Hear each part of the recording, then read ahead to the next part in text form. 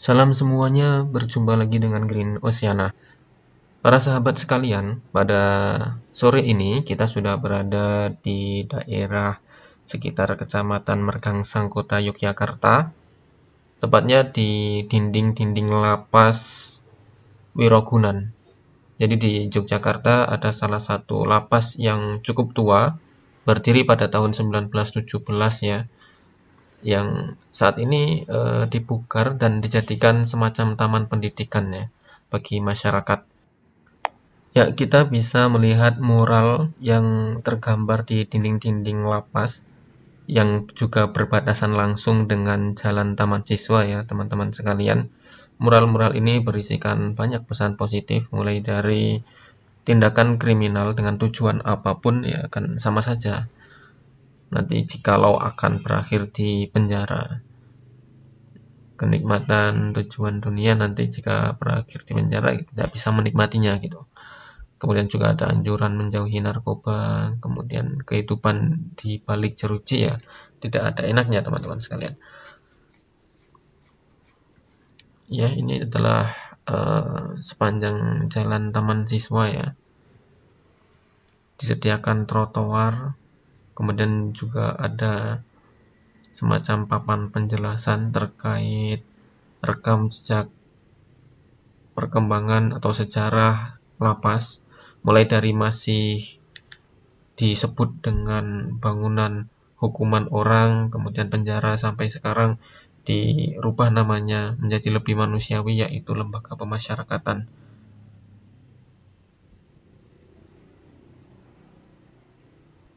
Ya, sebagaimana yang kami sampaikan di awal bahwasanya lapas Wirogunan sendiri adalah salah satu lapas sentral ya, lapas pusat yang ada di Indonesia, tepatnya di Yogyakarta. Lapas ini sudah ada pada tahun 1917, teman-teman sekalian.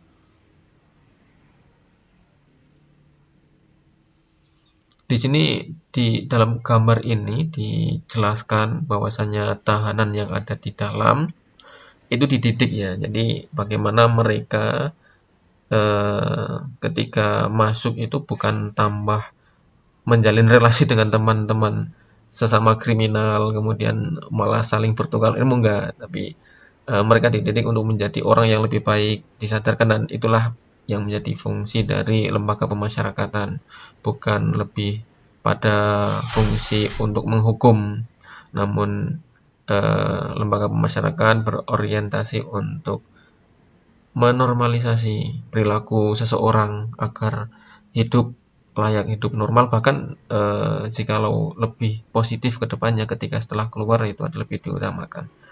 Jadi mereka di dalam diajarkan berbagai keterampilan, mulai dari membuat batik ya, ini ada yang membuat kue, ini sebetulnya adalah kue khas Jogja ya,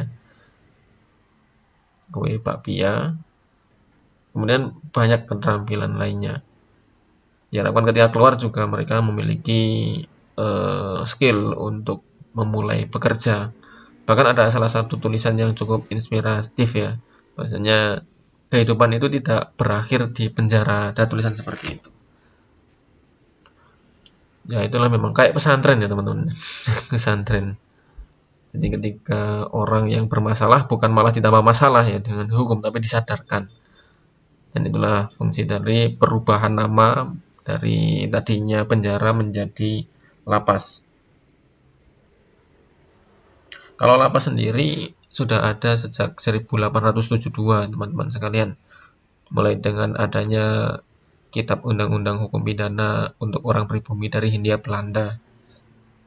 Jadi kalau sebelum adanya Kitab Undang-Undang ini ya masyarakat biasanya dihukum kalau melakukan kesalahan dengan hukuman adat.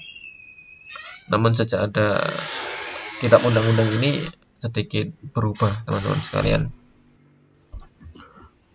Salah satu perubahan yang cukup masif dan progresif ya teman-teman ya, ada pada tahun 1964, tepatnya pada tanggal 27 April sampai 7 Mei, dengan diadakan konferensi dari masing-masing manajemen atau kepala dari penjara yang ada di Indonesia. Kemudian setelah itu ditindaklanjuti dengan adanya realisasi dari konferensi tersebut pada tanggal 17 Juni 1964 oleh Wakil Kepala Direktorat, ya, dikeluarkan instruksi tentang perubahan nama kantor-kantor dan kesatuan-kesatuan dalam lingkungan direktorat dengan penggunaan istilah pemasyarakatan.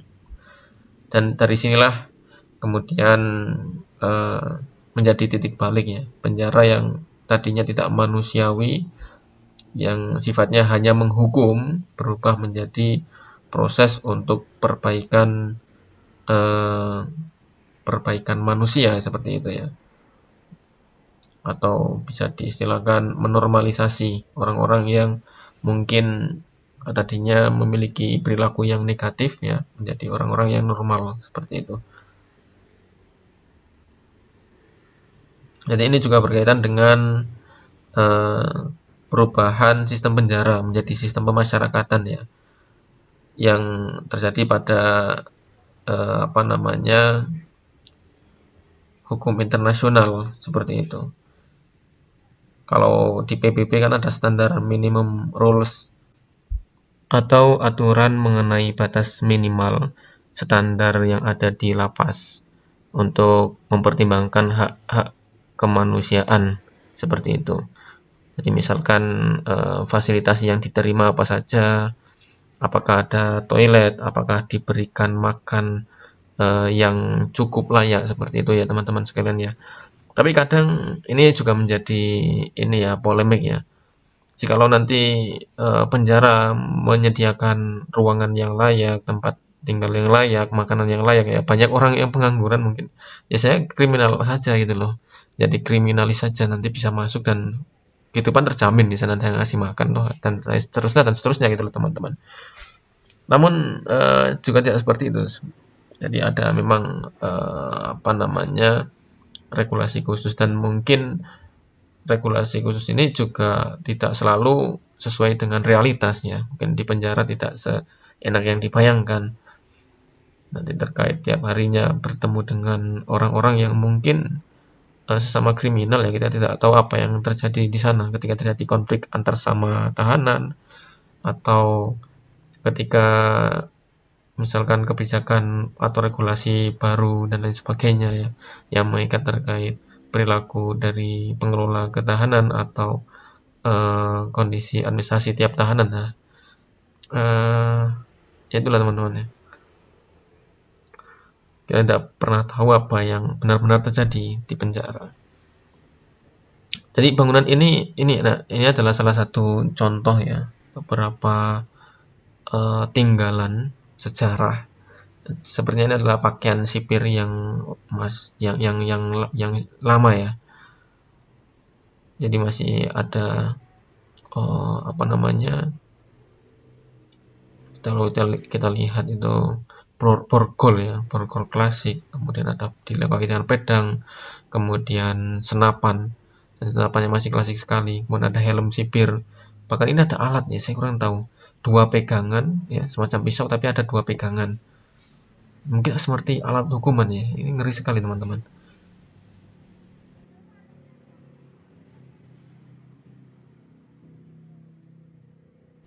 Ini bisa dilihat, ya, teman-teman yang mungkin sedang lewat jalan Taman Siswa, ya, salah satu jalan yang cukup terkenal, bisa mampir ke tempat ini. Ini saya zoom teman-teman. Ini luar biasa, ya, ada rantai. Nah, ini menggambarkan bagaimana ini dulu teman-teman, ya, enggak sekarang. Orang dihukum itu ada mungkin di beberapa kasus kriminal tertentu yang dia diborgol kiri dan kanan. Oke, kita lanjut, ya, untuk bangunan, ya, sekarang. Bangunannya ini bercorak Belanda. Ini terlihat dengan plafon yang tinggi, kemudian jendela-jendela yang tinggi, teman-teman sekalian, ya. Ini ada logo Kemenkumham sepertinya, ya. Temboknya juga didesain tinggi, karena kalau saya kemarin sempat membaca buku terkait sejarah penjara, kalau dulu biasa bangunannya, ya, mungkin temboknya juga biasa, cuman karena sebelum adanya aturan atau regulasi terkait lembaga pemasyarakatan, kalau dulu di penjara identik dengan penyiksaan, kemudian kekurangan akan bantuan kemanusiaan, misalkan ada yang sakit ya, atau apa namanya, komunikasi dengan keluarga yang sangat-sangat terbatas ya. Seiring dengan berjalannya waktu, banyak tahanan yang kabur. Untuk itu tahanan ya dibuat meninggi teman-teman sekalian. Ya mungkin itu dari kami. Sampai jumpa di video berikutnya. Terima kasih teman-teman.